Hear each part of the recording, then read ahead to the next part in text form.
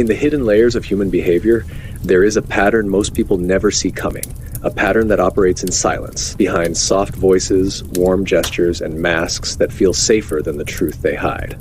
It is the psychological principle often whispered in texts about power, strategy, and emotional domination, yet rarely exposed in the open. Observers call it the law of necessary cruelty. Those who suffer under it call it confusion.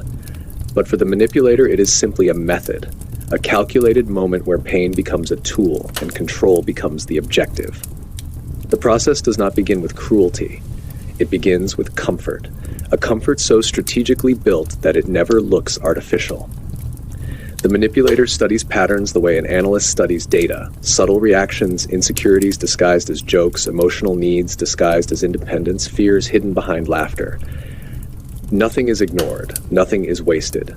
Every sign of vulnerability becomes part of an internal archive the manipulator will use later with surgical precision. This isn't affection, it's collection.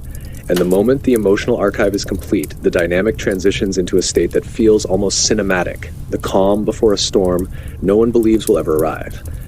Because by then, the manipulator has already constructed the perfect emotional illusion: safety. This illusion is essential. It must feel organic. It must feel earned. It must feel like a bond.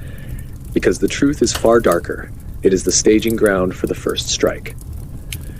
Psychology refers to this moment as the dependency threshold, the instant when the target has already attached meaning to the manipulator's approval, where the early kindness becomes a reference point, and the emotional baseline is no longer internal. It is now in the hands of someone else. And it is exactly at this threshold, when the emotional tie is tight but not yet questioned, that the law of necessary cruelty is activated. The cruelty does not arrive loudly. It does not scream. It does not explode. It slips in quietly, like a temperature drop no one recognizes until the cold becomes unbearable. A sudden withdrawal of warmth, a subtle disregard, a strategic silence, a shift so brief and so controlled that the mind cannot process it as manipulation, only as a mystery that demands answers. That confusion is not accidental. It is the point. The manipulator understands a psychological truth that most people never consider. Pain delivered after affection does not create distance. It creates pursuit. The brain is wired to chase the source of relief, not the source of suffering. And because the manipulator was once the source of comfort, the pain now drives the victim closer, not farther. This is why the cruelty must be quick enough to disrupt emotional stability, but controlled enough to avoid awakening suspicion. It is a precision cut. The literature on power has long hinted that no structure remains dominant through kindness alone. At some point, disruption becomes necessary, but the modern manipulator refined that principle, transforming disruption into psychological conditioning. When affection is followed by sudden coldness, the emotional mind tries to restore equilibrium. This creates an internal cycle where the manipulated begins to work for the manipulator's approval, interpreting it as validation rather than currency. That shift is the moment of capture. From that point on, the manipulator alternates unpredictability with selective kindness. Not because it reflects genuine emotion, but because unpredictability binds. It keeps the mind anticipating. It keeps the heart unsettled.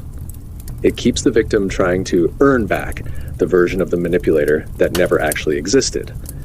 This is where the dynamic becomes darker.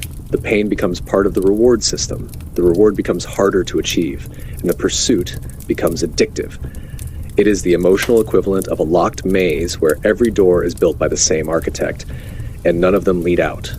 Psychology calls this reinforcement. The manipulator calls it control. The victim sees the sudden coldness as a temporary anomaly. The manipulator sees it as calibration. This is the essence of the law of necessary cruelty. The belief that pain, when delivered at the perfect time, does not weaken the bond, it redefines it. It establishes hierarchy. It cements dominance. It transforms connection into dependence. Cruelty in this structure is not an outburst. It is maintenance. The most disturbing element is that the manipulator views this moment not as aggression, but as necessity, a necessary correction, a necessary disruption, a necessary dose of emotional shock to keep the bond asymmetrical, because an equal relationship offers no leverage, and leverage is the currency the manipulator values above all. Late recognition is common. Most people only notice the shift when the bond has already twisted into something unrecognizable. The confusion becomes self-blame. The anxiety becomes attachment. The need for answers becomes loyalty. And by the time the victim realizes the pattern, the manipulator has already conditioned them to seek comfort from the very source of their pain. That is the final stage of the law of necessary cruelty.